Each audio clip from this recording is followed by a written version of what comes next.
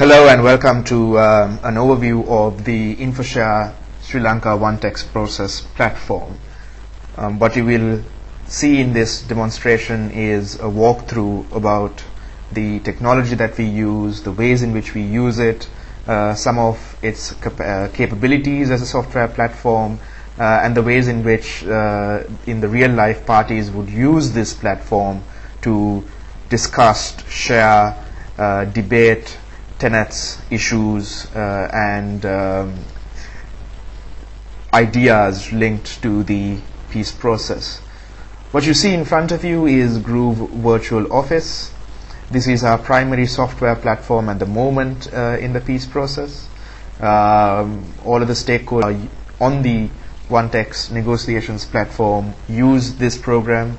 It was developed for corporate entities, for collaboration between geographically dispersed teams in the corporate world, but we have been using it for the past 2 years in Sri Lanka in the peace process in ways that the developers of Groove Virtual Office never imagined and are extremely interested in subsequent to our use in the peace process in Sri Lanka.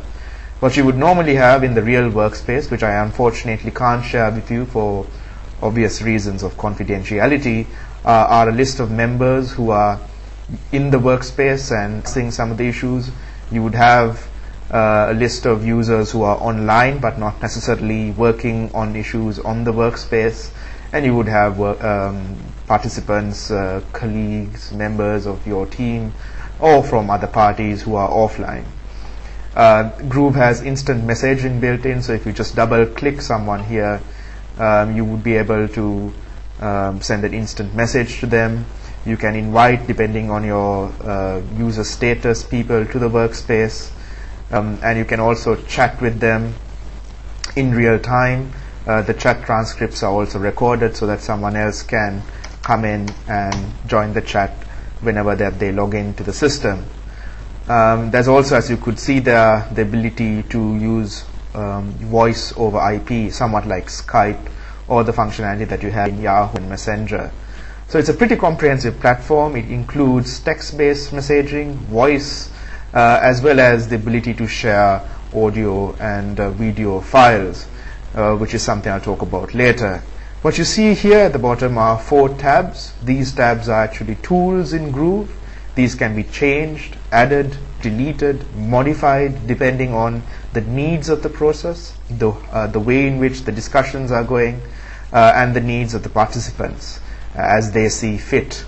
So it's very customizable, and nothing here is permanent. Nothing here is something that needs to stay on in the form that it is. It's all very malleable to the way the process is being conducted. What you have here is what we call the Files tool. It's basically a Windows Explorer type files repository where you can have directories, you can have files. The files here need not. The files here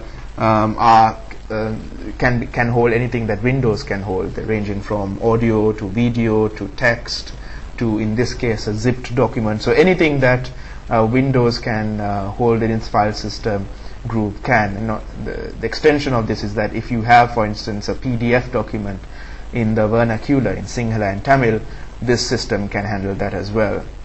What you have here is a discussion tool. It's a threaded discussion tool. If you want to create a new issue, all you have to do is click on New Topic, and we'll just type in something here.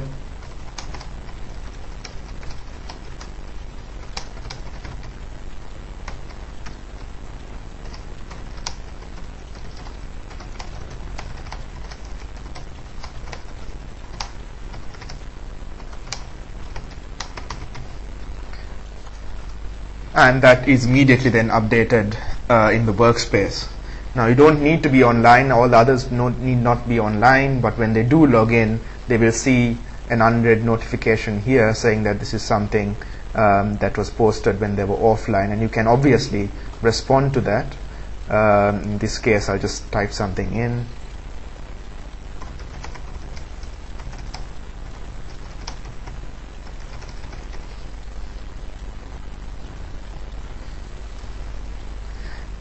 and so on and so forth.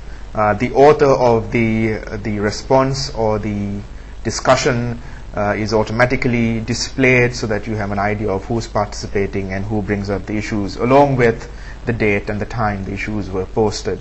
You can also have links to various documents. So if you have, for instance, a file that you want to link to, you could say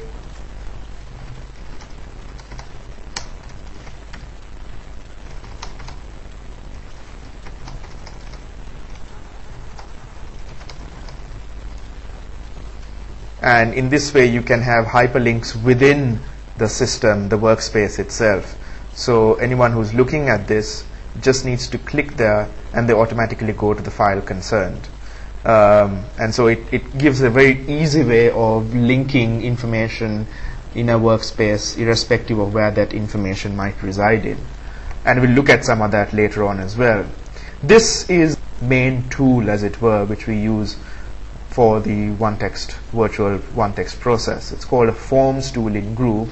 What a forms tool basically is it's a database that's customizable using XML. A lot of what you see here is custom developed by InfoShare for the one-text process. The forms tool itself is very powerful, and it gives us the flexibility to create, again, a process and tools that are based on the timbre of the discussions, the participants, and the ways in which we think will help the participants discuss the issues in a manner that's constructive. I just have two issues here which are posted. The first issue is something to do with access to fresh air, and the second is access to justice. If you look at the first issue, you will see that there are a number of stakeholders who have given their opinion here, and I've also made this so that it gives you an idea of who might be stakeholders in a peace process. You might have 3 key parties. You might have 1 or 2 spoilers who don't quite like the dynamics of the peace process and want to, for parochial gain, undermine it or break the peace process down so that they get a better deal. And you might also have parties who are not part of the key stakeholders but are actual emerging forces and powers, stakeholders that are gaining an increasing voice in the peace process and need to be included, because the danger of excluding these emerging powers is that they might have the potential then to become spoilers, which is the one thing that you really want to avoid in a peace process. As you can see, as I move through the parties, their statement on the particular issue that is being discussed plus their commentary is automatically displayed. And what you can actually do here is you can open that if you were a stakeholder, and you can go to the party that you represent, and you can type in your statement and your commentary. In this case, let's just type something in.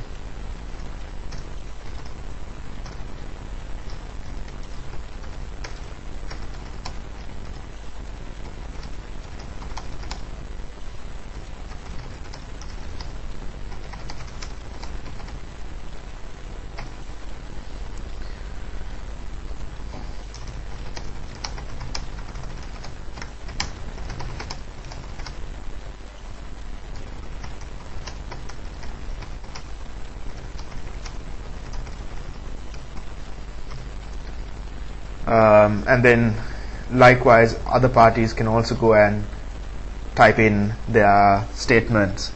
The interesting thing is when you update this, again it's updated to everybody who's online in real time, but anybody who's offline will again see a little icon here which says that something has changed here and you need to look at this. You can obviously link issues. So if you say if there's a particular discussion entry that you want to link to, you can copy the entry as a link.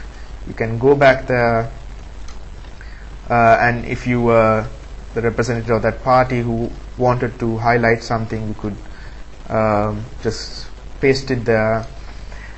And what that would enable the person to do, and any other person to do, would be to just click on that and then go to the related discussion entry. Likewise, you can link files as well, and if you just go and open this again and then go to another party perhaps, and just type something in.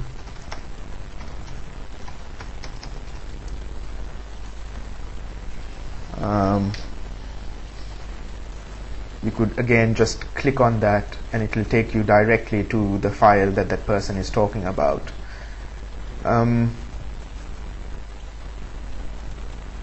Just open this now. What I've done here is, this is a second issue that I've created, looking at problems related to access to justice. There are two parties which have put in their opinion here. We'll just create another party and they put in their opinion here.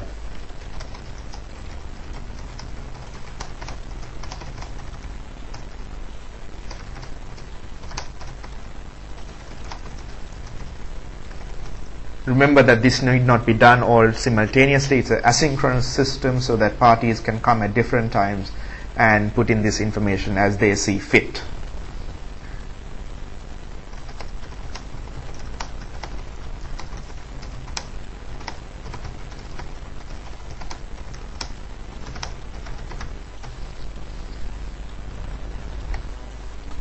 And then this is automatically updated again. What the proposals and options does is that this is where the facilitator of the one text process comes in. He or she or the party or the stakeholder will take a look at all of the issues laid down on the table, all of the parties, how they think about it, what their stance is with regard to that particular issue, and then we'll come up with some proposals and options that will try to move the discussion forward. And as you can see, the issues and when they are modified, it's all tabulated by the system, so there's a great degree of accountability to the ways in which information is put on this, because you can track each party's input, each party's data input, and when they inputted it and who inputted it into the system. So it's a very accountable system, and there are ways in which you can actually print out reports about party participation. There are various ways you can look at the information as well. In this example, there are two ways. You can look at information in terms of all of the statements simultaneously. So you have, in this case, all the party statements on this particular issue of access to fresh air shown in one single screen, and you can again click this to go to the file concerned, or this to go to the discussion concerned, and you can also browse through the statements and the commentary in the screen below. Alternatively, you can see a list of issues and proposals. So this gives you a list of issues in a peace process. This might be linked to a ceasefire agreement, a peace agreement, issues of federalism, fiscal decentralization, issues of justice, issues of powers of taxation. So it's a large number of issues that can be discussed in this kind of system. All of the issues might not be necessarily discussed in one single workspace. You might have a lot of workspaces, but remember, you can also link discussions from workspace to workspace. So these links that you see here can also cross-fertilize workspaces in various thematic discussions, in various macro discussions. Let's say a discussion on federalism can link to a discussion on issues of access to justice, and so you could have a spider's web, as it were, of interlinked discussions that parties can give their input to. So this is basically the system. As you can see, we are currently limited to discussions in English, but that hitherto hasn't been a problem, because the parties more or less have been conversant in English.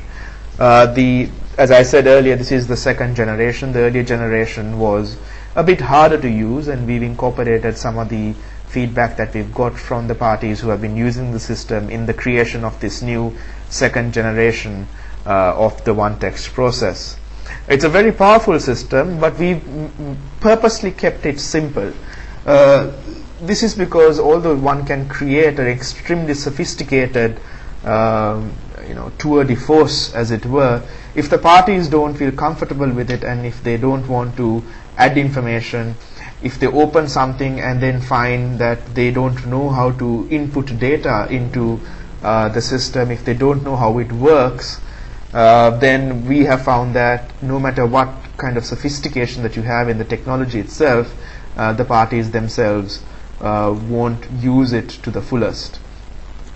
So we've kept it fairly simple, but the power of the system is really quite phenomenal, and can be custom built then to, if a particular party wants access to that kind of information or more power than what is available here, we can design it for them. So that's basically a look at the system. It's in operation, has been in operation for about 1.5 years, and although it's not in the news, it's actually creating some discussions, dialogue and debate behind the scenes, which is at the end of the day the more interesting side of a peace process, what happens behind the glare of the media. And that's an overview. I hope you enjoyed it.